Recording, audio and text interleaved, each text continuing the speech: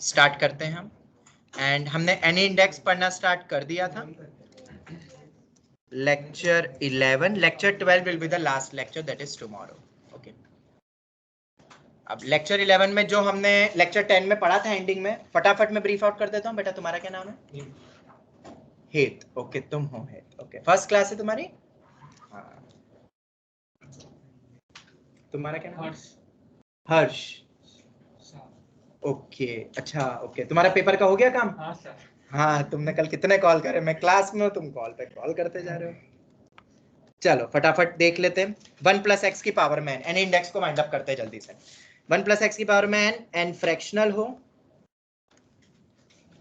या negative integer हो तब भी फॉर्मूला वैलिड है, बट एनसीआर में नहीं होगा। अब किस में होगा? 1 plus N X plus N into N minus 1 X square by 2 factorial. अगर तुम रिवाइज कर रहे हो तो तुम्हें पता होगा यही होता है।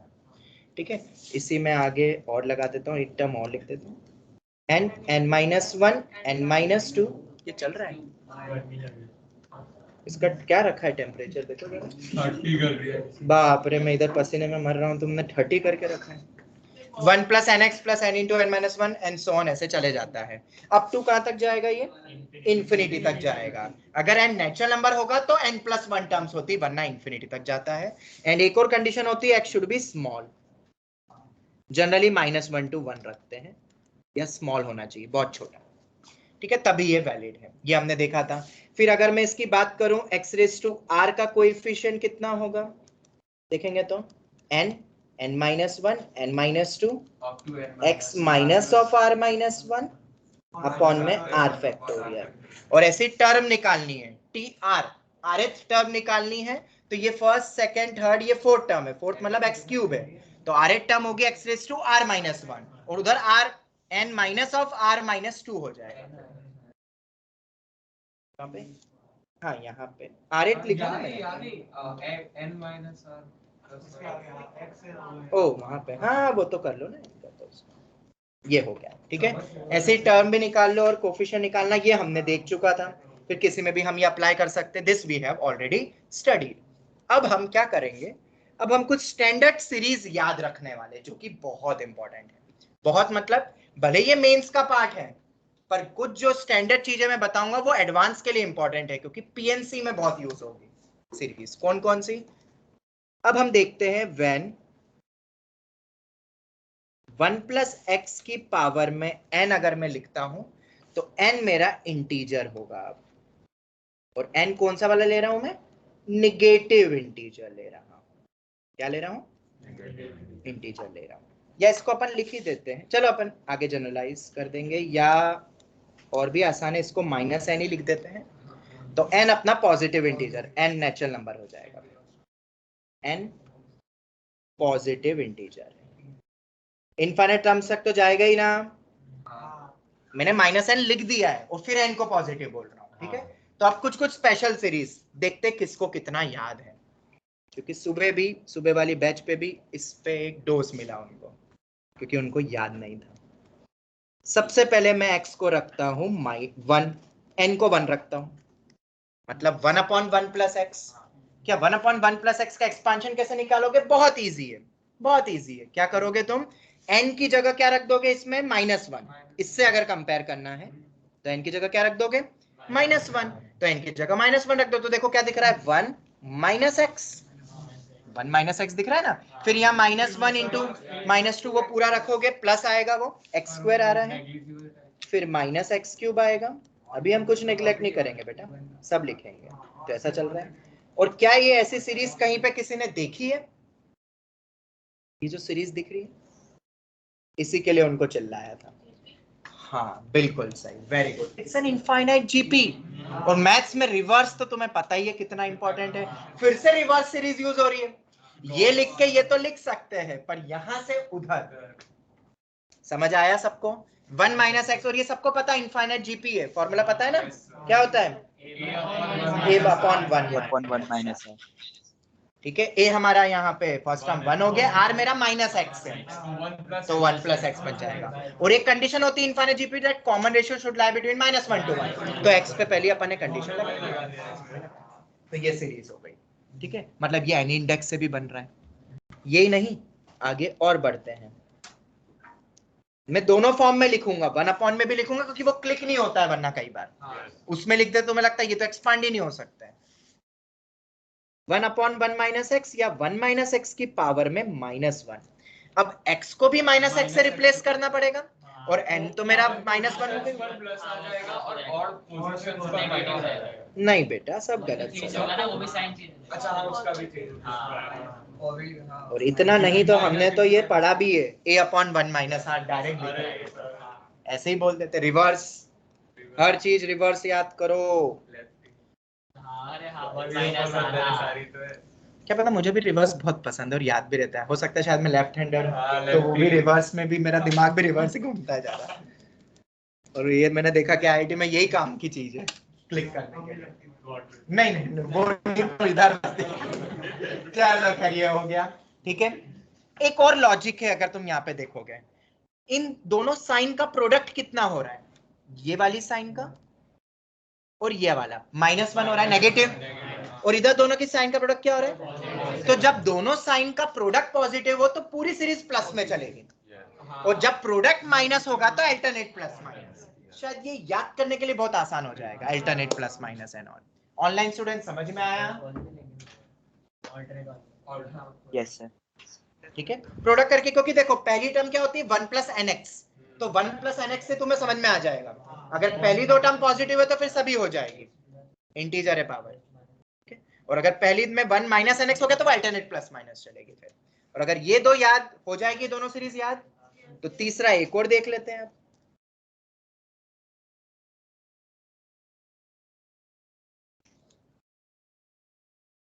1/1 - x का होल स्क्वायर, हमने ये भी पढ़ा था। अगर तुम नोट्स बहुत अच्छे से रिवाइज करते हो तो नहीं याद होगा कोई बात नहीं, मैं बता देता हूँ क्या बनेगा। पहली दो टर्म तो पक्का है, 1 + 2x होगा, 1 + nx। आगे मैं बता देता हूँ, क्या अब याद आ रहा है? एजीपी की स्टैंडर्ड सीरीज जो हमने रटी थी कि कोई सब्स्टिट्यूशन हो तो भी अपन कर देंगे, तो ये रही वो जो इनफाइनाइट टर्म्स तक जा रही है। तो it is nothing but AGP. मतलब इन सब सीरीज का रिवर्स फॉर्म भी हम प्रूव करके देख रहे हैं यहाँ पे आप सब। यहाँ से इधर तो हम गए तो इससे प्रूव एजीपी, और इधर से इधर जाना हो तो एन इंडेक्स लगा दो, तो सब घूम फिर के वहीं पहुंचना है।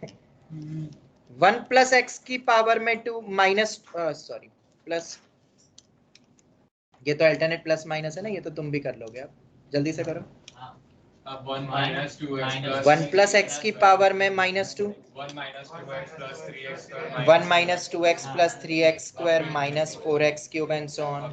ऑनलाइन स्टूडेंट्स क्लियर हैं? Yes sir. Yes sir. ये हो गई नेक्स्ट सीरीज।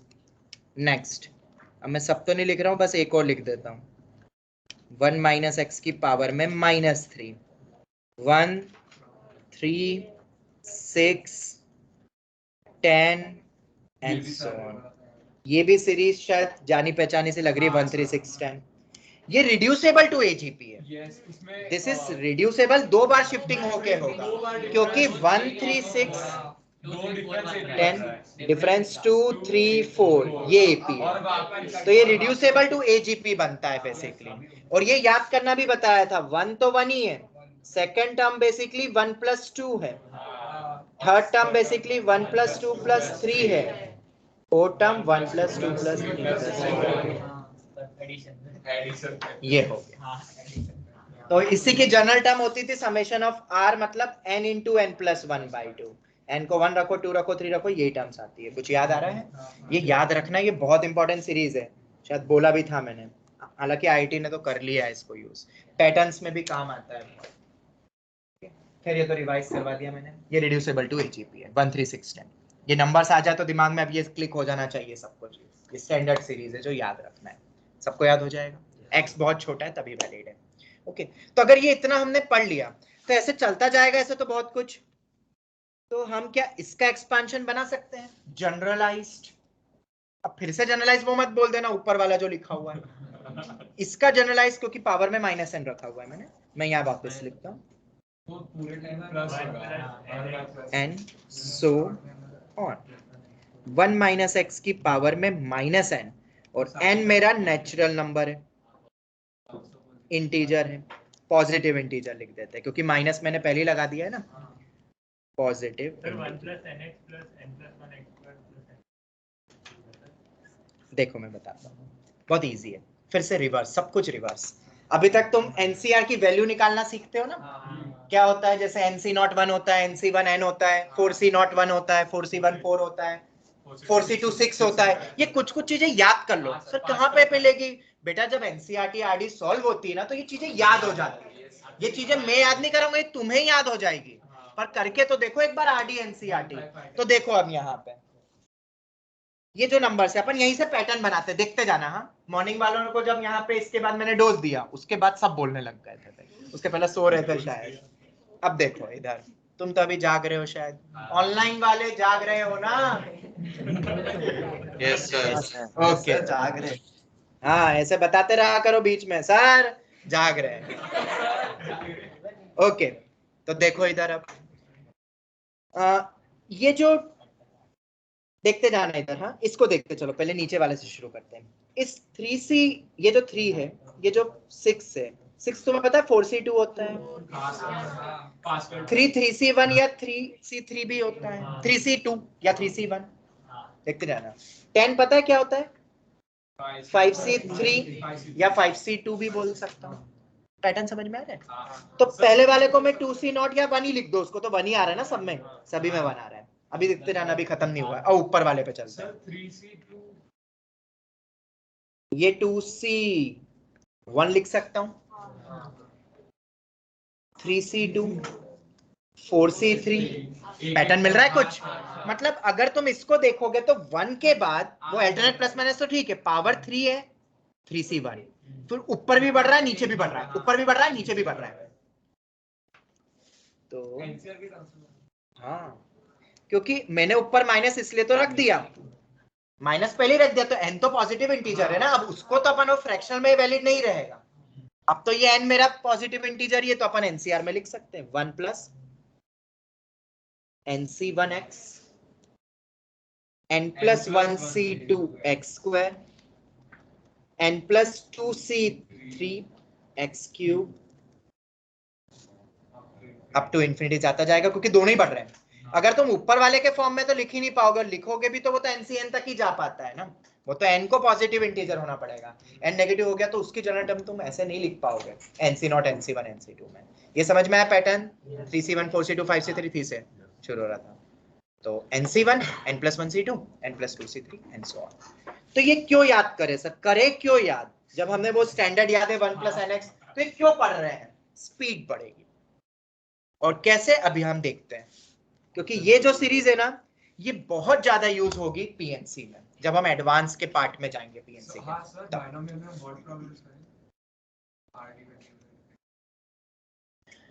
मैंने कुछ एक तुम्हें भेजा भी था लिंक, मैंने बाइनोमियल के एक lecture plus notes NCERT oblique RD important problems, word problems मैंने शायद शेयर किया है, कृपया करके उसको देख लो, उसमें वही डिस्कशन करा हुआ है एनसीईआरटी आरडी के इंपॉर्टेंट क्वेश्चन, कि ये कोफिशिएंट इसके बराबर है, ये उसके बराबर है, इस टाइप के जो क्वेश्चंस होते हैं वो जून बैच में डिस्कस हुआ ही था, वो मैंने तुमसे शेयर कर दिया है, उनका एक लेक्चर पूरा डिस्कशन पे गया है। ठीक है, तो तुम एक बार उसको गो थ्रू कर लेना, मैंने फाइल भी भेजी है, मैंने फोल्डर भी बनाया हुआ है एमएस टीम पे, मैंने फोटो भी भेजा है, सब कुछ कर दिया है, अब तुम्हें थोड़ा कष्ट उठाना है उसके लिए। ठीक है, हम आते हैं वापस, ये तो चलते जा रहा है ये, राइट? तो अगर मैं तुमसे ऐसा पूछता हूं इस पूरे एक्सपांशन में x रेज़ टू k का कोएफिशिएंट क्या होगा, अगर मैं ऐसा पूछूं तुमसे, पैटर्न बना सकते हो यहाँ पे, देखो x क्यूब जा रहा है, ऐसे जाते जा रहा है, तो x रेज़ टू k आने वाला है, उसमें x रेज़ टू k वाला ही होगा ना, तो जो सफिक्स तो नीचे ही है, ऊपर एक कम हो रहा है, तो अपन ऐसा नहीं बोल सकते n plus k minus 1 ck। बस ये याद करवाने में पीएनसी में मेरे पसीने छूट जाते हैं, बार बार याद करवाना पड़ता है कि इसमें इसका कोएफिशिएंट ये होता है, जो आता यहां से है, तो इसको बेटा घोट लेना, डिराइव नहीं कर पाओगे तुम उस मोमेंट पे, कर तो सकते हो खैर, पर इतना वक्त नहीं है, n प्लस के माइनस 1 सीखे याद कर लेना अभी। 1 माइनस एक्स की पावर में माइनस 1, सर अगर ऐसा दे दिया तो 1 प्लस एक्स की पावर में माइनस n, तो कोई दिक्कत नहीं है, वो अभी -1 तो एक और टर्म आ जाएगी अल्टरनेट प्लस माइनस, ऑड वाले में माइनस आता है तो -1 k n plus k -1 c k, ये हो गया, ये complete. Online students any doubt? No sir. 30 around online है, 20 अराउंड उसमें है और इसमें अराउंड 20, मतलब 70-75। स्ट्रेंथ कितनी है तुम्हारी अभी फिलहाल? 100। नहीं, वो तो फिर चले गए थे ना सब जून बैच में। 80 अराउंड है। 5-10 बच्चे फिर भी एब्सेंट होते हैं, मैं पता करता हूँ कौन है। चलो ये हो गया, ये हमारा आ गया पार्ट। यहाँ तक कोई डाउट? क्लियर है ये? ठीक है, याद कर सकते हो? कर सकते हो मेरे ख्याल से। या कभी ऐसा दे दिया, आप समझ में आ गया बेटा? ओम व्यास की क्यों 1+ वाला क्यों फॉर्म वो पहला निकालते, क्योंकि उसी के बारे में सबसे ज्यादा पढ़ा जाता है। अगर ऐसा दे दूं मैं तुम्हें और x⁴k का कोएफिशिएंट पूछूं मान लो, अब तो माइनस, तब तो प्लस ही हो जाएगा, दोनों माइनस है, बस direct a⁴k n + k - 1 ck आ जाएगा, बस एक टर्म और आ जाएगी। या ऐसे तुम और खुद भी लॉजिकली सोच सकते हो, और बाकी तो तुम एक्सपांड तो कर ही सकते हो ना। ये रहा मेन, तो कुछ और भी दे दे तो इस x को x से रिप्लेस कर दो बस, तो बन जाएगा। और ये सीरीज बन गई तो ये वाली भी सीरीज हो जाएगी ना, 1 + x की पावर में -n, 1 - nc 1x plus n + 1 c 2x² minus n + 2 c 3x³। क्योंकि सबसे ज्यादा जो यूज होता है वो नेगेटिव इंटीजर वाला यूज होता है। फ्रैक्शनल जनरली किताबों में भले ही दे पर एग्जाम में नहीं पूछते, ठीक है, बट हमने वो जनरलाइज तो पढ़ ही लिया है। नेगेटिव इंटीजर पावर दे तो हमने उसको अलग से समझा और एनसीआर में रिप्रेजेंट करा है। अब तुम बोलोगे सर इसकी थोड़ी सी यूटिलिटी बता दो एक क्वेश्चन में, तो फील हो जाएगा हमें और अच्छे से। तो coefficient of x⁸8 in expansion of, हमें कोएफिशिएंट ऑफ x⁸8 निकालना है किसके एक्सपांशन में, तो 3 + 5x अपॉन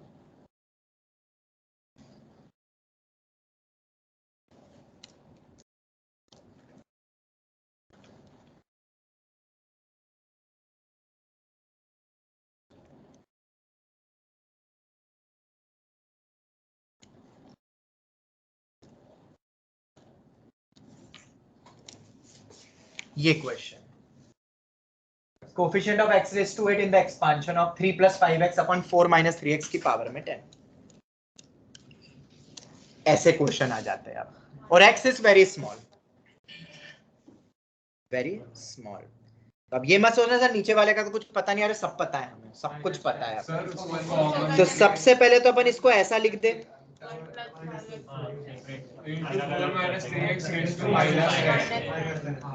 ऐसा लिख सकते हैं,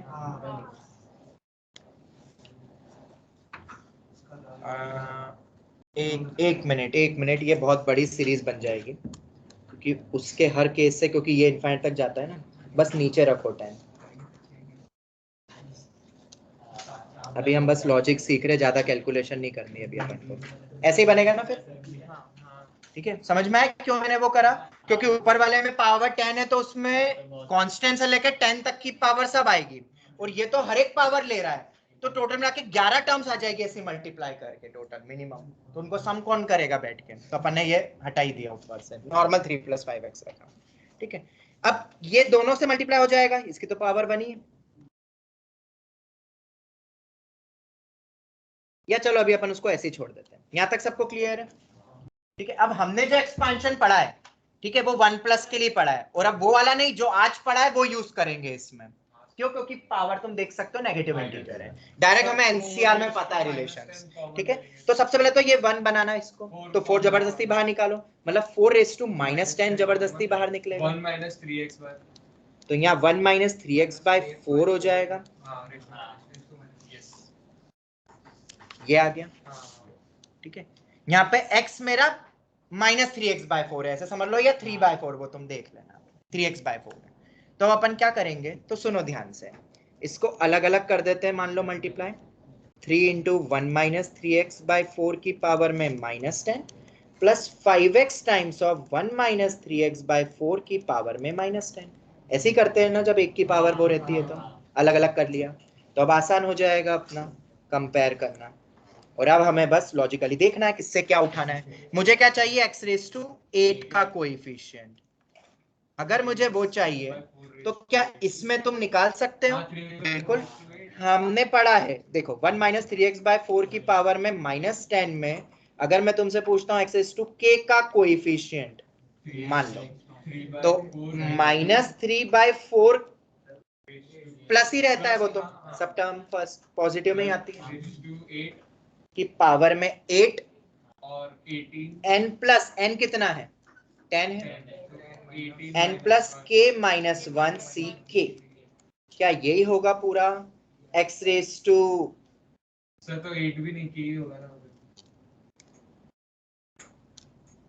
ये यही होगा, दोनों माइनस है तो सीरीज पूरी पॉजिटिव में चलेगी। ये हो गया, अरे 3/4 आ गया ना, मैंने बताया था ना अल्फा x हो जाता है, तो ये देख लो α⁻k दोनों नेगेटिव है। अगर ये एक पॉजिटिव एक नेगेटिव, मतलब ऊपर वाला नेगेटिव नीचे पॉजिटिव, तो एक -1/k और आ जाता है। बस ये याद रख लेना स्टैंडर्ड, बस उसको लिख दिया, बस हो गया, ये हमें पता है, तो बस काम हो गया। अब तो अपना 4⁻10 गया 3 इंटू, अब बगल वाले में लिखेंगे 3/4, कौन सा निकालना, x⁸8, तो k क्या हो जाएगा 8, 10 प्लस 8 माइनस 1 c 8, ये हो गया, डायरेक्ट निकल रहा है देखो। अब क्योंकि तुम्हें आदत है एनसीआर की सॉल्विंग में, हमने इतने प्रैक्टिस करी इसलिए मैं एनसीआर में बता रहा हूँ। ये वो n(n-1) एक्सपांशन में कैलकुलेशन करी हुई पूरी रहती है, फिर उसमें हम इसको एनसीआर में छोड़ देंगे अभी। तो एक x ऑलरेडी है, तो अंदर से कितने उठाओगे, 7 उठाना पड़ेगा, क्योंकि एक x ऑलरेडी बाहर है, तो k कितना हो जाएगा, 7 हो जाएगा, तो 10 प्लस 7 माइनस 1 c 7, और 3/4 रेज टू 7, 7 चाहिएगा ना मुझे यहाँ पे, k = 7, और ये 5 ऑलरेडी बाहर है, सबके साथ आएगा। 7 क्यों चाहिए, क्योंकि एक x ऑलरेडी बाहर है, यहाँ तो डायरेक्टली अपन को 8 चाहिए था, यहाँ k = 8 है। बस हो गया, ये आंसर है मेरा, हो गया, बस इससे ज्यादा टफ और क्या कैलकुलेशन, लॉजिक बस हमें बस समझना था, बस अप्लाई करना आ जाएगा, ठीक है। तो हमें बहुत छोटी सी चीज वो देंगे जिसकी डायरेक्ट कैलकुलेशन से आ जाएगा, हमने बस समझ लिया इस एक क्वेश्चन। नहीं समझ में आया, कोई बात नहीं, ये समझ में आया ये स्टेप, वेरी गुड। तो बस अब तो हो जाएगा, 3 इससे मल्टीप्लाई हुआ, 5x इससे मल्टीप्लाई हुआ, ये अलग अलग कर लिया। मुझे क्या चाहिए, x⁸8 का कोफिशिएंट चाहिए, तो बेटा k कितना हो गया, बेटा 8 हो गया, a कितना है यहाँ पे 3/4, अभी लेकिन वहां पे x बेटा एक x ऑलरेडी बाहर है, मुझे 8 चाहिए तो अंदर से 7 उठाऊंगा ना, x बाहर वाला सबसे मल्टीप्लाई होगा इसके एक्सपांशन, अगर जैसे बाइनोमियल में करते थे अपन, वैसे ही n इंडेक्स ऊपर वाले की भी पावर होती तो उसको एक्सपांड कर दो, वो बड़ी पावर नहीं देंगे, क्यूब तक ही आता है जनरली, तो क्यूब को तो एक्सपांड कर लोगे, फिर हर एक को उसको मल्टीप्लाई करके, ज्यादा बड़ी पावर नहीं देंगे, फिर तो हर एक से पेयरिंग बनेगी, फिर अगर ज्यादा 10 दे दिया तो उसका कांस्टेंट, उधर का 8, इधर का x, तो पूरी सीरीज बन जाएगी एक तरीके से। तो वैसा उतना टिपिकल नहीं देंगे, और वैसे भी अप्लाइड होता है, ये डायरेक्ट कोई नहीं पूछेगा, ये बनेंगे ऐसे फॉर्म जब आगे जाके अपन जीप वो पढ़ेंगे पीएनसी का एडवांस लेवल का। तो समझ आ गया ये हो गया। चलो ऑनलाइन स्टूडेंट्स क्लियर हो गया ये, यस सर। चलो कुछ एक आध दो और एप्लीकेशंस हैं एनी इंडेक्स की, वो भी देख लेते हैं। सेकंड क्वेश्चन, 2 + 7 का क्यूब रूट निकालना है, फाइंड अप्रोक्सीमेट वैल्यू 217, मैंने क्या बोला, हो जाता है इतनी क्लासेस के बाद। 2 + 7 के क्यूब रूट की अप्रोक्सीमेट वैल्यू निकालनी है, तो जब भी ऐसा क्वेश्चन आता है तो तुम पहले वो नियर बाय वैल्यू सोचो, वो है 216, उसका क्यूब रूट 6 होता है, तो बस फिर तो क्या है, इसको 1 + 216 लिख देंगे। पर अब यहाँ एक्सपांशन मत लगा देना, मत लगा देना, वो एक चीज जिसपे मैं बार बार फोकस होने को बोल रहा हूँ कि x शुड बी स्मॉल, -1 से 1, क्योंकि अगर तुम वो ध्यान नहीं दोगे तो आंसर हो जाएगा 1 + 216 अपॉन में 3। तो 216 अपॉन में 3 निकालो, 3 7 का 72 पॉइंट समथिंग। बाप रे, ये तो 6 पॉइंट तो ऐसे ही दिख रहा था, तुम 72 पॉइंट बोल रहे हो। अरे भाई भाई भाई, हम आगे का कुछ भी नया पढ़ते हैं तो सही चीजों के लिए पढ़ते हैं, गलत आंसर के लिए नहीं पढ़ते हैं। मैं फिर पढ़ाता ही नहीं ये चीज, ठीक है। तो एक्स शुड बी, इस क्वेश्चन से तुम्हें ये चीज समझ आ रही है, इसीलिए ये क्वेश्चन करवा रहा हूं, वरना कुछ काम का नहीं है ये। तो अब मैं क्या करूंगा, मैं जबरदस्ती 216 को बाहर करूंगा। हम बना सकते हैं ना भाई।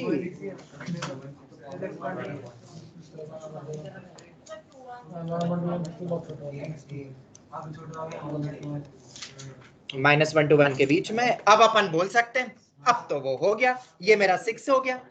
और ये कहां तक करेंगे हम एक्सपांड, तो 2 टर्म्स तक ही अपन जनरली करेंगे। बाइनोमियल के थ्रू बोले ना तो 3 टर्म्स तक भी होता है, पर अपन 2 टर्म्स तक ही करेंगे, 1 + nx।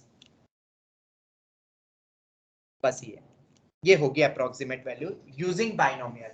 नेक्स्ट ईयर यही सेम क्वेश्चन मैं करवाता हूं डेरिवेटिव में, अप्रोक्सीमेशन करके एक चैप्टर आएगा नेक्स्ट ईयर, स्कूल में भी आता है।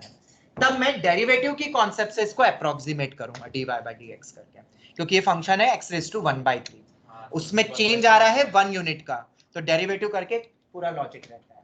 अभी के लिए अपन बाइनोमियल के थ्रू कर सकते हैं अप्रोक्सीमेशन, बस इससे जो आंसर आएगा वही आंसर होगा, ठीक है। और यही आंसर लिखना है अगर ये आता है तो। अगर किसी ने स्पेशली गुजरात बोर्ड वाले, क्योंकि उसमें बाइनोमियल उनके उसमें पूछेंगे ही खास करके, तो उनके उसमें तो याद रखना कैलकुलेटर से मत कर देना 217 का क्यूब रूट और आखिरी में आंसर लिख दोगे, मार्क्स नहीं देंगे। समझ आ गया?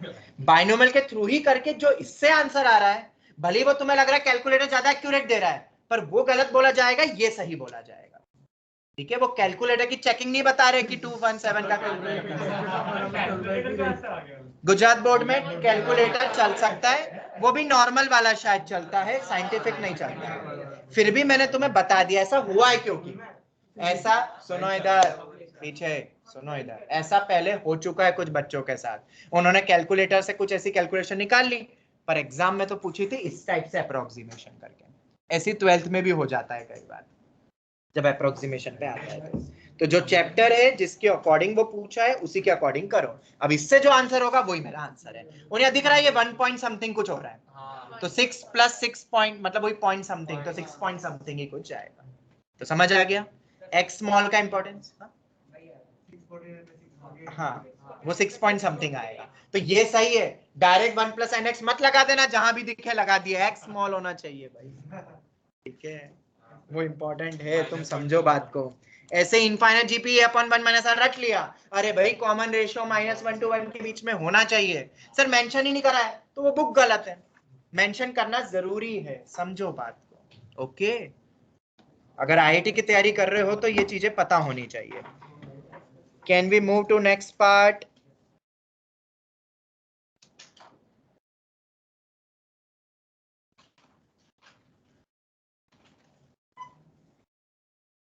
Online students, can we continue now? Okay. Yes. Next है 2 + ये 217 का, तो ये तो हो गया, अभी भी प्लस बोल रहा हूँ। नेक्स्ट लिखना question, find the first negative term, find the first negative term in expansion of, find the first negative term in the expansion of, expression लिखना,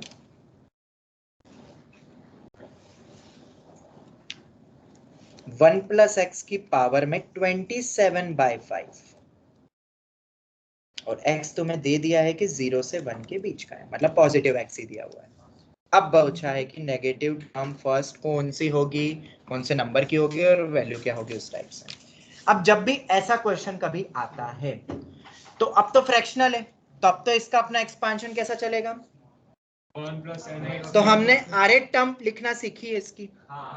तो अगर टी आर की बात करता हूं मैं 1 + x की पावर में n, क्योंकि अब तो वो एनसीआर वाला तो यूज नहीं कर सकता हूं मैं, टी आर होता है n -1 n-2, आखिरी में अगर x रेस टू r -1 जाएगा, नीचे r -1 फैक्टोरियल होगा तो इधर एक r -1 से कम होगा, तो r+2 हो जाएगा, यहां तक जाएगा। यही होता है। अब हमें नहीं पता है वो टर्म कौन सी है, वही तो पूछा है। तो अब तुम यहाँ n की जगह क्या रखोगे बताओ? 27/5। Here n is equal to 27/5, x तो पॉजिटिव ही बोला है तो ये पॉजिटिव है, ये भी पॉजिटिव है, बचता सिर्फ यही है, ये जब नेगेटिव होगा तब ओवरऑल नेगेटिव होगा। तो अगर n मेरा 27/5 है तो 27/5 रखोगे, फिर 27/5 -1 करोगे एंड सो ऑन जब तक नेगेटिव नहीं आता है। तो इतना करने से बेटर है इसकी वो आखिरी टर्म उठाओ ना, n - r+2, यही है ना। जब ये नेगेटिव हो जाएगी तो मुझे r मिल जाएगा, r मिल जाएगा तो अपन ढूंढ लेंगे कब नेगेटिव होगा वो सब्ट्रैक्शन करके। मतलब n कितना है, तो r should be greater than 27/5 + 2, 37/5, मतलब r 7 पॉइंट समथिंग, और r तो अपना नेचुरल नंबर ही होता है, 0 मतलब 0 से n तक या वैसा जो भी है r तो अपना वही रहेगा ना, r थोड़ी ना वो होगा, टर्म निकाल रहे हैं अपन, टर्म थोड़ी ना कोई वो हो सकती है फ्रैक्शनल या नेगेटिव। तो r ग्रेटर देन 7, मतलब 7 तक तो हमें पॉजिटिव मिलेगा, तुम करके देख लेना। तो r जैसे ही 8 होगा, r 8 होगा तब मुझे मिलेगा। तो अगर r 8 हुआ तो t 8 हो गया, तो t 8 मतलब x⁻7/7 फैक्टोरियल, और ये पूरी वैल्यू यहां तक लिख लेना, n -r-6 तक, n भी हमें पता है, हाँ माइनस ऑफ करके बोला है। तो 8th टर्म मुझे मिलेगी, फर्स्ट नेगेटिव टर्म, क्योंकि इसके बाद तो नेगेटिव होता जाएगा क्योंकि इससे ग्रेटर बोला है ना। तो 8, 9, 10, 11 सब पे नेगेटिव टर्म्स आने वाली है। अब फिर उसके बाद तो फर्स्ट नेगेटिव टर्म अपन क्या बोलेंगे, 8th। हो गया। ऑनलाइन स्टूडेंट जवाब दो, पूरा एनालिटिकल क्वेश्चन था ये, ऐसे क्वेश्चन तुम्हें मेंस में मिलते हैं। Alright, yes sir. ये हो गया अपना क्वेश्चन नंबर 3। ऑनलाइन स्टूडेंट्स कोई डाउट यहाँ तक? No sir. ठीक है, चलो नेक्स्ट वैरायटी पे आते हैं। अब इस पे हाँ एक चीज और याद रखना, मुझे याद आ रहा है, तुम बस लिख लेना कहीं पे भी, टॉप ऑफ द पेज पे लिख लो, 3 factorial into 5 factorial into 7 factorial होता है 10 फैक्टोरियल। ये मैजिक कुछ है नहीं, तुम एक्सपांड करके देख लेना, पता चल जाएगा। और ऐसा कोई पैटर्न नहीं है, 3 फैक्टोरियल 5 फैक्टोरियल 7 फैक्टोरियल 10 फैक्टोरियल के बराबर होगा। तो कई बार क्या होगा, ऑप्शन में तुम्हारे पास ये तीनों टर्म्स मिल रही है पर ऑप्शन में 10 फैक्टोरियल दिया है, तो वो एक दोनों के बराबर ही होता है, ये पता होना चाहिए तुम्हें। बस इसे टॉप ऑफ द पेज लिख लो, कुछ नहीं, नंबर्स का खेल है, मल्टीप्लाई करो 3628800 यहाँ से, क्योंकि जो 8 9 10 है ना, 8 इंटू 9 इंटू 10 कितना होता है, 720। 720 देखो जरा, 3 फैक्टोरियल इंटू 5 फैक्टोरियल कितना होता है, 6 इंटू 120। अरे तो इसमें कुछ है ही नहीं, बहुत इजी था। ठीक है, या यही नहीं, 6 फैक्टोरियल 720 होता है, तो 6 फैक्टोरियल इंटू 7 फैक्टोरियल भी 10 फैक्टोरियल होना चाहिए, क्योंकि 8 9 10 ही बाकी है। 8 इंटू 9 इंटू 10 कितना होता है, 720, जो कि 6 फैक्टोरियल की वैल्यू होती है। तो बहुत छोटे छोटे से मैजिक है, ऐसे मतलब जादू जिसको हम बोलते हैं। सर आपने 1001 वाला भी लिखा है। हाँ मतलब बहुत सारे, और ये तुम्हें पता है काम सबसे ज्यादा आते हैं पीआरएमओ के मैथ्स में और केवीपीवाई में, आईआईटी भी पूछ सकती है। तो ये कुछ कुछ चीजें मुझे याद आई एकदम, तो ये टॉप ऑफ द पेज लिख लेना, इसका अभी से कोई लेना देना नहीं है जो पढ़ रहे हैं। ठीक है, चलो नेक्स्ट, आखिरी वैरायटी जो इसके लिए इंपॉर्टेंट है इस एन इंडेक्स की। ठीक है, हमने सीक्वेंस एंड सीरीज चैप्टर पढ़ा है राइट, उसमें आखिरी में हमने स्पेशल सीरीज पढ़ा था। और जनरली कभी भी कोई सीरीज अगर इंफिनिटी तक जाती है तो इनफाइनाइट जीपी हो सकती है, या एजीपी हो सकती है, या term cancellation, luck by chance, ये सब हमने देखा है। पर एक और तरीका होता है इनफाइनाइट सीरीज तक जाती है, तो वो अब हम देख रहे हैं। क्वेश्चन लिखो।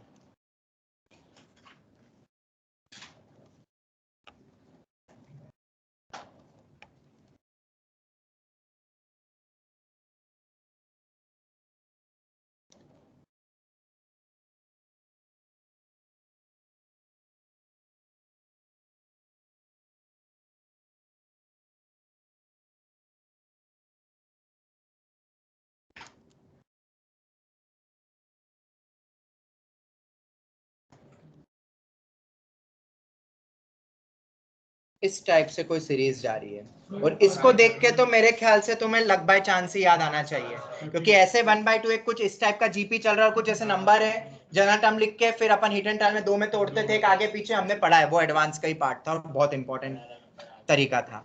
बट अब 2/3 इंटू 5/9 इंटू 8/9 ऐसे लिखा हुआ है, वो वैसा जाता जा रहा है। अब वो आखिरी टर्म 5/6 है ना वो। अरे यार वो दो मॉड्यूल दो, उससे कोई मतलब नहीं वैसे भी हमें, बट फिर भी मॉड्यूल दो।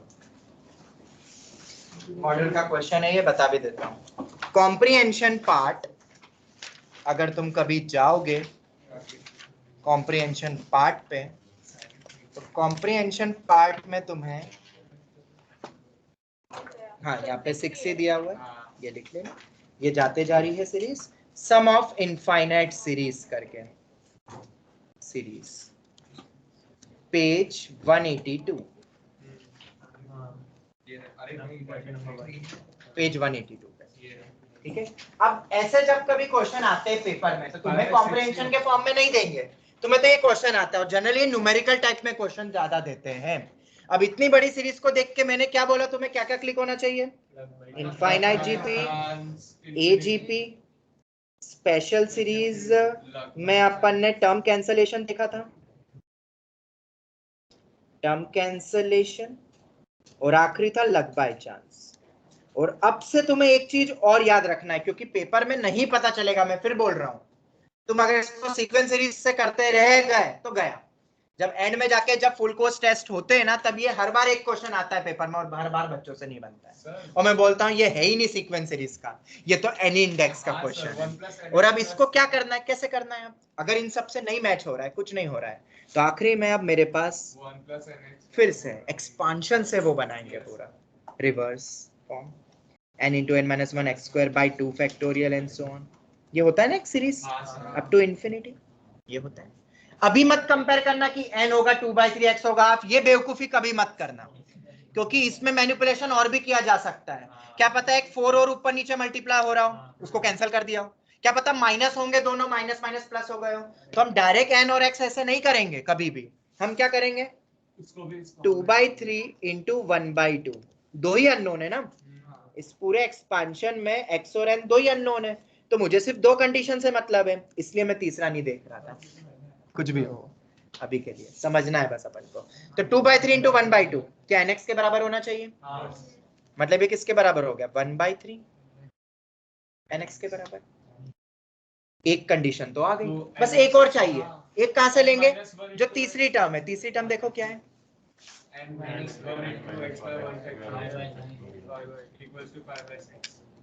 n into n minus 1 x square by 2 factorial. इसको सिंप्लीफाई कर सकते हैं, 2 2 जा 4, ये 2 भी गया, 5/18 आ रहा है देखो। और nx हमको पता है तो अब इसके बाद ध्यान से सुनना, तरीके तो बहुत है, डिवाइड करके एंड ऑल हम कर सकते हैं। सबसे बेस्ट तरीका क्या होता है इसको सॉल्विंग का, सब ध्यान से सुनना, वरना यहाँ पे आके भी कैलकुलेशन अटका फालतू। ये जो एक्स स्क्वायर है, एक बाहर रखूं और एक अंदर रख लूं, ऐसा कर सकता हूं, इतना मैनिपुलेशन, इससे क्या हुआ nx डायरेक्ट सब्स्टिट्यूट हो गया। 1/3 यहाँ पे एक गलती करी मैंने, यहाँ x आया, यहाँ रख दो, तो कितना हो जाएगा 5/18, what is nx 1/3, 1/3 minus x, तो क्या x निकाल के दे सकते हो, 5/6 equals to 1/3 minus 1/3 minus 5/6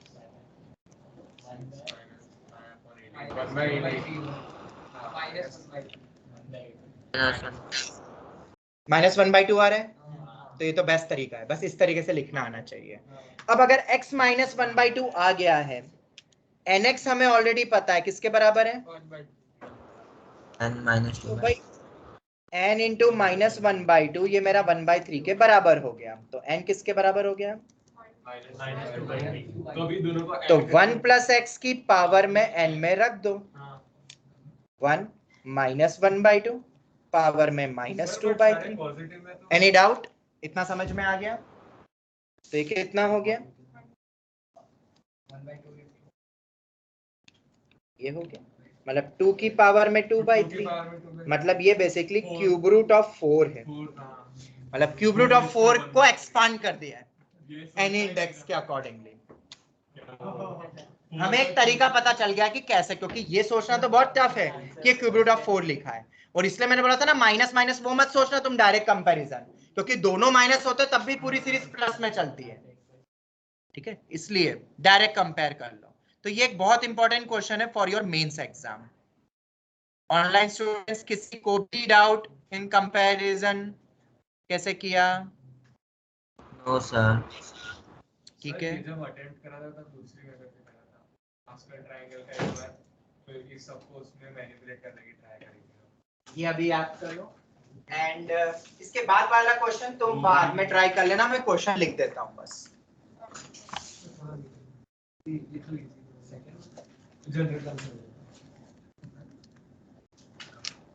तो इनको एनी इंडेक्स से करोगे तो ये क्वेश्चन बहुत इजी है, और ये पॉइंट नहीं है, ये सब मल्टीप्लिकेशन है।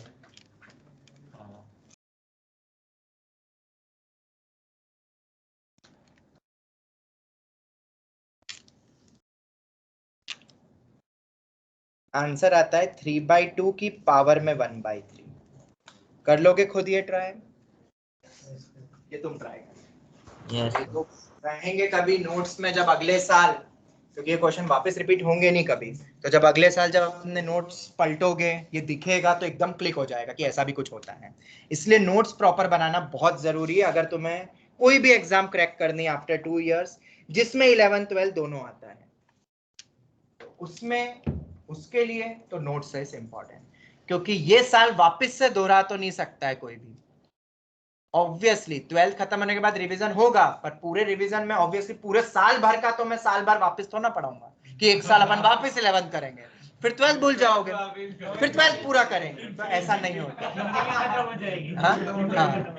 तो इसीलिए नोट्स इंपॉर्टेंट है, और जब भी तुम्हें ऐसा लगता है, ध्यान से सुनना है कि और टिप देता हूँ, जब भी तुम्हें ऐसा लगता है कि कुछ नया पढ़ने का मन नहीं कर रहा है, तो भाई पुराना किताब खोलो, नोट्स ओपन करो और रिवाइज कर लो, तुम्हें तब भी सीखने को मिलेगा, और तुम्हें फिर एहसास होगा अपन कितनी चीजें भूलते जा रहे हैं जो पढ़ा हुआ है, क्योंकि अल्टीमेटली एंड में रिवीजन ही तुम्हें आईआईटी या मेंस में 99% दिलवाएगा।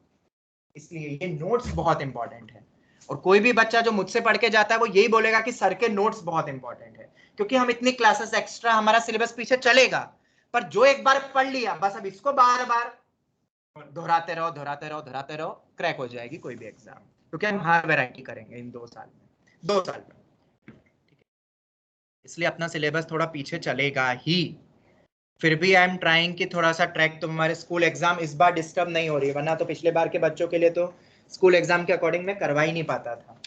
इस बार हमारा प्लानर ही हम बदल गया तो हो पा रहा है वो थोड़ा बहुत, ठीक है, और इस बार थोड़ी हमने पहले ही क्लासेस 5 डेज रखी हुई है, 6 डेज रखी हुई है, वरना पहले तो 3 दिन ही सिर्फ होता था, पॉसिबल ही नहीं होता था, और फिर एंड में जाके रोज 7 दिन सुबह भी शाम को भी ऐसा करना पड़ता था। कैसे पढ़ाऊंगा वरना मैं, मेरे पास कंटेंट बहुत है पढ़ाने के लिए, डेज ही नहीं रहेंगे, तुम नहीं पढ़ोगे तो मैं कैसे पढ़ाऊंगा उनको, और फिर रिजल्ट चाहिए एकदम अव्वल दर्जे का। तो एक टॉपर भी जो आता है वो 12-12 घंटे में से 6 घंटे उसकी पढ़ाई होती है रोज 7 दिन, और बाकी के 6 घंटे वो पढ़ता है, तब जाके एक टॉपर बनता है। किसी को ऐसा लगता है, मैंने पहले भी कहा है, ऐसा कभी नहीं होता है कि कम में कोई टॉप कर दे, उसकी क्लासेस भी बहुत होती है, उसकी सेल्फ स्टडी भी बहुत होती है, तभी एक टॉपर निकलता है। तुम किसी भी टॉपर का देख लेना, ठीक है, झूठ बोले वो तो बात अलग है, पर रियलिटी अगर उससे पूछोगे तो यही होता है, ठीक है, क्योंकि पॉसिबल ही नहीं है, क्योंकि बच्चा कितना एक्सप्लोर करेगा किताबों से ये सब चीजें, कोई तो एक चाहिए मेंटर जो उसको सब पढ़ा दे, बस फिर वो उस पर प्रैक्टिस करते रहे, फिर किताबें सॉल्व करता रहे। ये सब क्वेश्चन तो मैं बायनोमियल में या जो भी हम पढ़ रहे हैं सब सिंगेज में सब है, मैंने एक बुक तो मैं रेफरेंस के लिए दे दिया, उसमें बहुत है प्रैक्टिस करने के लिए, करते रहो। अब आगे बढ़े, चलो, तो एनी इंडेक्स खत्म हुआ, एक आखिरी जो टॉपिक बचता था रिमाइंडर टेक्निक वाले जो क्वेश्चन जो बायनोमियल से क्रैक होते हैं, तो अब ये वाला और आखिरी टॉपिक देख लेते हैं। इजी है मतलब, और ये वाला टॉपिक बोर्ड्स के लिए भी इंपॉर्टेंट है, मेंस के लिए भी इंपॉर्टेंट है। PRMO, IOQM and KVPY। IIT में डायरेक्ट तो नहीं पूछते, बट कहीं ना कहीं यूज हो सकता है, न्यूमेरिकल टाइप बना के वो दे दे जिसमें ये छोटे से कॉन्सेप्ट यूज हो जाए। तो क्वेश्चन नंबर 1 एनसीईआरटी के क्वेश्चन से अपन स्टार्ट करेंगे। सेम क्वेश्चन नहीं दे रहा हूं, उसी टाइप का एक दूसरा क्वेश्चन बना के दे रहा हूं जो कि एनसीईआरटी में गिवन है। Find the remainder when 3 raised to 2n plus 2 minus 8n minus 9 is divided by 64 when n is greater than। और कल तुम्हारे साथ में जून बैच को भी बिठा दूंगा, क्योंकि बेसिक आज उनको पढ़ा दूंगा तो वो भी सीख लेंगे बहुत कुछ, या उनके भी डाउट होंगे तो अपन वो भी कर लेंगे। कल उनको भी मैं ऑनलाइन में बिठाऊंगा कल की क्लास में, ठीक है। Find the remainder when 3 raised to 2n। क्या बेटा? कल ऑफलाइन होगी मतलब कि सिर्फ नहीं, कल ऑनलाइन ही रहेगी पूरी कंप्लीट। 3 to 5 तुम्हारा केमिस्ट्री की ऑनलाइन क्लास है, और 5:15 to 7 अपनी मैथ्स की doubt class, question practice, advance questions सब करने वाले हैं कल ही वाइंड अप करेंगे इस टॉपिक को। Find the remainder when this. चलो तो कैसे करोगे? तो अब इसको अगर हमें डिवाइड करना है 64 से और फिर पूछ रहे हैं, और ये है तो एनसीईआरटी गई, तो अब मैं तुम्हें अप्रोच बता रहा हूं। अप्रोच सुनना क्या होगी अप्रोच। 3 है ना मेन जिसकी पावर है, 3 की कौन सी पावर इस नंबर के करीब हो, 64 के करीब हो, या 8 के करीब हो, या 64 into 2 के करीब हो, या 64 क्यूब के करीब हो, या 64 into 5 के करीब हो। तो 3 की पावर सबसे पास तो मेरे ख्याल से 8 के करीब है। हाँ, 3 तो बाद में आएगा। 8 के करीब बेटा 9 आएगा ना। तो एक की मैंने बोला करीब, सेम नहीं बोला। करीब का मतलब क्या होता है? करीब मतलब 1 यूनिट सबसे नियरेस्ट होता है नंबर्स में बात करूं मैं तो वैसे। तो 9, 3 का स्क्वायर जो कि 9 होता है वो 8 के करीब है, ये तुम्हें पता लग रहा होगा। अभी पता चलेगा ये नंबर जिसे डिवाइड कर रहे हो।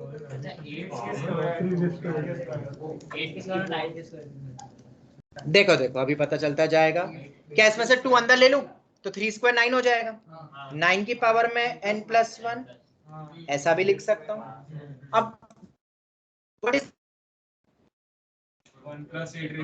और ये सब मैं क्यों कर रहा हूं? क्योंकि हमें 64 से डिवाइड करना है। अब expansion n+1c0 plus n+1c1 times of 8 plus n+1c2 times of 8 square. अब तो 8 की पावर बढ़ती जाएगी, -8n -9। तो ये n+1c0 तो 1 ही होता है, n+1c1 n+1 होगा टाइम्स ऑफ 8, प्लस इसके बाद जो भी नंबर होगा वो 64k लिख दूं, क्योंकि 8 स्क्वायर 8 क्यूब 8⁴ में सब में 64 बनता है। ये तो तुम भी समझते हो, ठीक है। ये पूरा नंबर इसको टाइम्स ऑफ k बोल दिया मैंने, 64k -8n -9, तो 1 + 8n + 8 + 64k -8n -9। ओ तेरी तो बचा मेरे पास 64 टाइम्स ऑफ k, और हमें किससे डिवाइड करना है? हेंस प्रूव नहीं, हमें किससे डिवाइड करना है? तो 64 से डिवाइड करूंगा तो ये तो कैंसल आउट, एग्जैक्टली डिविजिबल हो जाएगा, तो रिमाइंडर होगा 0। लिख लो, हो गया। ये क्वेश्चन है तुम्हारे एनसीईआरटी आरडी और एनसीईआरटी में ऐसे क्वेश्चंस तुम्हें मिलेंगे। टेस्ट में 7 लेकिन वो तो क्यूब लेके 343 कर दिया था, वो आया क्यूब वाली टेस्ट। चलो इतना समझ में आया। There are more methods than this, okay, पर अभी हम बाइनोमियल का एप्लीकेशन देख रहे हैं। बाकी तो पीआरओ में के वक्त मैंने बहुत सारे मेथड्स और भी बताए। वो इजी लगा। तो अब बाइनोमियल के थ्रू समझ आ रहा है कैसे कर सकते हैं हम। और करें क्वेश्चन? चलो नेक्स्ट क्वेश्चन है, अगर मैं 2�60 को 7 से डिवाइड करूंगा तो रिमाइंडर क्या आएगा?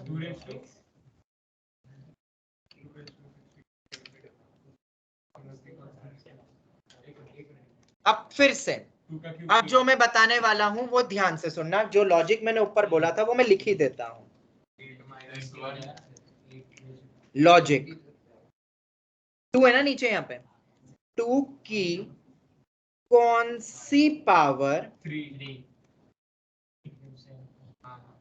7 या 7 के मल्टीपल के करीब हो,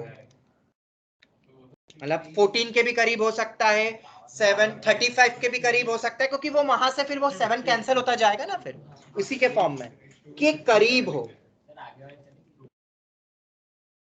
7 की कोई पावर 7 स्क्वायर 49 के भी करीब हो सकता है, जैसे ऊपर 64 8 वैसे भी चल रहा था। तो हम यहाँ पे ऑब्वियसली 8 दिख रहा है, क्योंकि 2 क्यूब 8 होता है, 1 का ही गैप रखना है ताकि रिमाइंडर आसान हो जाता है। तो अब तुम्हें समझ आ ही गया है, तो इसमें 3 अंदर ले लेता हूँ, 20 बाहर रख देता हूँ, डिवाइड बाय 7, तो 8 की पावर में 20। अब क्या 8 की पावर में 20 है, तो 8 को 1 + 7 लिख सकते हैं।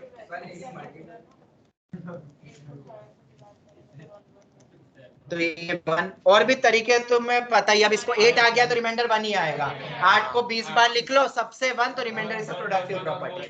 पर अभी हम बायनोमियल टेक्निक से देख रहे हैं, तो स्पेशली गुजरात बोर्ड स्टूडेंट ऐसे ही करना स्कूल एग्जाम में।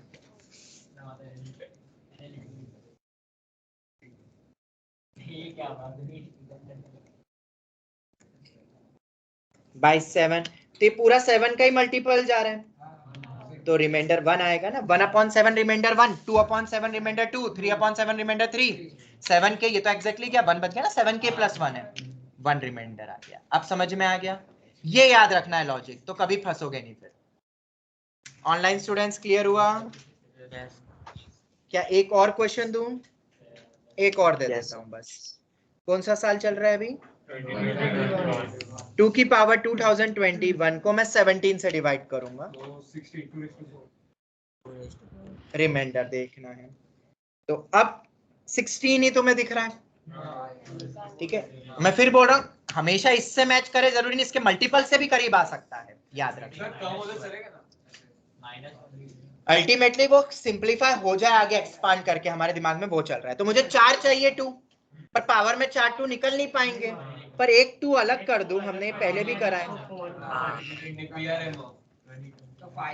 तो अब अपन 2⁴ अंदर कर लेते हैं, क्योंकि 16 17 के करीब है, तो 4 अंदर लिया, तो 2020 को 4 से डिवाइड करेंगे, तो 4 5 = 20, 0 4 5 = 20, तो 2 × 16 की पावर में 505 डिवाइड बाय 17, तो इसको देखो अपन जनरली 1 ऐसे लिखते हैं ना, तो इसको अपन 17 - 1 तो लिख देंगे वैसे तो, पर जनरली फिर वो डिक्रीजिंग पावर चलती है, तो आखिरी की टर्म्स देखनी पड़ेगी। तो बेटर है अपन क्या इसको ऐसे नहीं लिख सकते 1 - 17, तो सर माइनस आएगा, और पावर ऑड है तो माइनस बाहर आ जाएगा। अगर इवन पावर होती तो कोई फर्क नहीं पड़ता। क्यों ऐसा क्यों लिखा? क्योंकि अब एक्सपांशन इजी रहता है। 505C0 minus 17 times of 505C1 plus 17 squared times of 505C2 upon में 17। समझ आ रहा है क्या कर रहे हैं हम? अप्रोच समझ में आ रही है अब? चलो, तो ये -2 बाहर हो गया, पहला वाला 1 है, उसके बाद पूरा 17 टाइम्स ऑफ k आ जाएगा, -2 को अंदर मल्टीप्लाई कर गए, तो 2 × 17 टाइम्स ऑफ k, तो ये तो पूरा ही जाएगा हमेशा, -2 बच गया, तो -2 रिमाइंडर है, पर कभी भी नेगेटिव में रिमाइंडर ऑप्शन में नहीं देते हैं, तो जिससे डिवाइड कराना उससे सब्ट्रैक्ट कर दो, 15 भी करेक्ट। जैसे रिमाइंडर कभी -3 आ जाता है इसमें, तो 17 - 3 बोल देंगे आंसर, -8 आ जाता तो 17 - 8 बोल देते हैं, -15 आ जाता तो 17 - 15 बोल देते हैं। हाँ, ये पीआरएमओ के वक्त सब बताया हुआ है, तो 15 विल बी द आंसर। इससे तो मैंने बोला पीआरएमओ का मैथ्स तुम्हें काम आएगा, और वो एनालिटिकल वे में काम आएगा जहां लॉजिक्स लगेंगे, इसलिए वो इंपॉर्टेंट है। भले पीआरएमओ, हाँ फॉर्म सबने भर दिया ना पीआरएमओ का, आईओक्यूएम का फॉर्म भर दिया है ना, आ चुके ना उसके फॉर्म। आईओक्यूएम के फॉर्म नहीं भरे हैं, क्यों नहीं भरे? ये तो डिस्कशन हो चुका है सब, कौन कौन से भरने हैं, आईओक्यूपी, आईओक्यूसी, आईओक्यूए और आईओक्यूएम में से मैंने 2 का तो बोला ही है, आईओक्यूए और आईओक्यूएम, पी और सी डिपेंड्स ऑन यू। 2 करोगे तो ज्यादा अच्छा है, बाकी भी करोगे तो इट्स चॉइस योर्स, क्योंकि उसमें 12 तक का सिलेबस आता है, इन दोनों में 11th का पोर्शन ज्यादा रहता है, और आईओक्यूएम में तो 10th 9 10 11th का 10 11 भी नहीं रहता, 11 10 तक का ज्यादा रहता है। लॉजिक्स कहीं के भी यूज हो जाते हैं। बस ये हो गया। तो ऑनलाइन स्टूडेंट्स आपको समझ आया कि नहीं? ठीक है, चलो। यस तो एक आखिरी चीज और मैं बता देता हूँ, डिविजिबिलिटी रिमाइंडर में सब में बहुत काम आता है, तुम्हें शायद पता भी हो। a raised to n minus b raised to n, तुम्हें पता है ये किससे जाता है हमेशा? ए प्लस की बाय n मेरा नेचुरल नंबर है, अगर a माइनस b से, अगर n मेरा नेचुरल नंबर है, जैसे कि a माइनस बी खुद ही हो, a square minus b square, a cube minus b cube, सब में एक फैक्टर ये आता ही है। अगर a minus b into a plus b, इन दोनों से भी जाएगा अगर n अगर इवन नेचुरल नंबर हो गया तो। तुम एग्जांपल देख सकते हो, n को 2 रखो, n को 4 रखो, ये हमेशा फैक्टर बनेंगे। a raise to n plus b raise to n, ये इन जनरल तो किससे भी नहीं जाएगा, अपन डायरेक्ट नहीं बोल सकते, बट अगर n ऑड हो गया तो a प्लस बी से हमेशा जाता है। n को 1 ले लो, n को 3 ले लो, a cube plus b cube, a plus b. पर इवन हुआ तो हम वो इमेजिनरी में टूटता है, a प्लस आयोटा b या b प्लस आयोटा है वैसे, तो रियल में नहीं। ये तुम्हें बहुत काम आ सकते हैं, ठीक है। और इन तीनों के प्रूफ तो पीएमआई के थ्रू भी होते हैं। एनसीईआरटी आरडी के सॉल्व एग्जांपल में तुम देखना, इसका प्रूफ मिलेगा, ठीक है। तो ये इंपॉर्टेंट है तीनों, भूलना मत। Is that clear online students? Yes okay, लिख लो जल्दी से। और अब मैं तुम्हें 5 क्वेश्चन दे रहा हूं इस रिमाइंडर डिविजिबिलिटी पे, बहुत अच्छे क्वेश्चंस हैं, ऑल आर एक्सपेक्टेड। ये लिख लो पहले, तो ये याद रखना, इसका भी यूज होगा जो मैं क्वेश्चंस दे रहा हूं।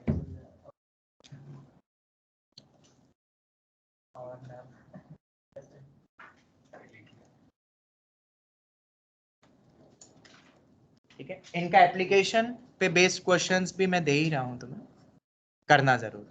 देखो कल अगर टाइम मिलता है तो कल डिस्कस करेंगे, या सॉल्यूशन दे दूंगा, या आगे कभी डिस्कस करेंगे। लिख लिया सबने ये? सर हमारा बायनोमियल का कोर्स हो गया।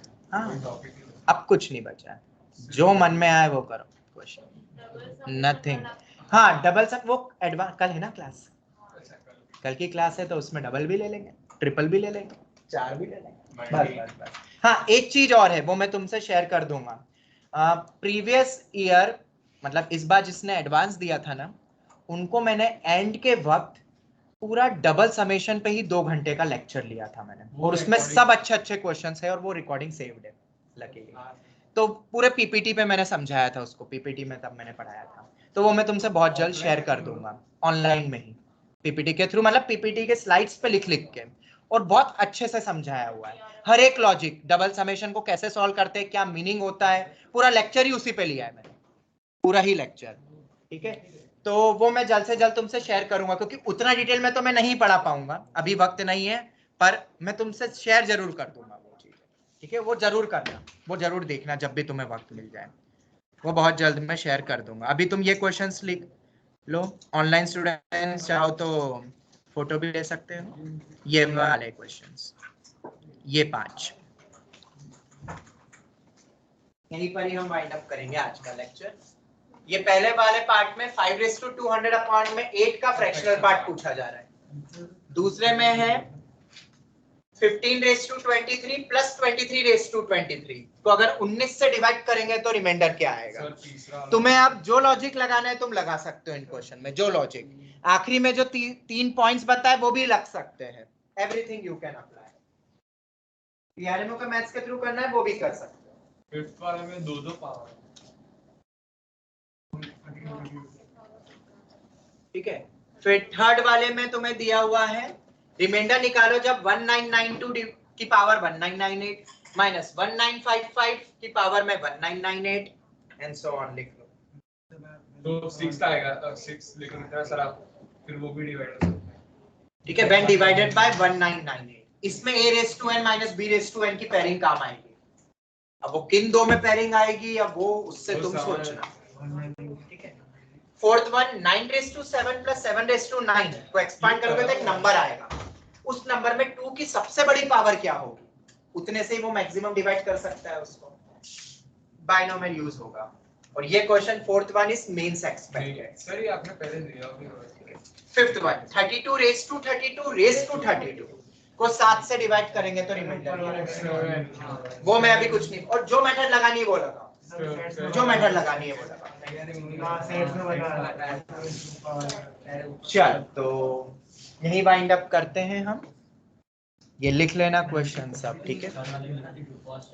हाँ वही एडिशन से क्या देखा मैंने वही, ठीक है 8 + 5 13 और 2 + 3। चलो थैंक यू वेरी मच। आज पहली बार अपन नहीं, आज भी टाइम पे तो नहीं छोड़ रहा हूँ, बट ठीक है, मुझे लगा आज टाइम पे छोड़ रहा हूँ। Thank you sir, bye sir. हाँ रोज के हिसाब से थोड़ा जल्दी छोड़ रहा हूँ। Thank you.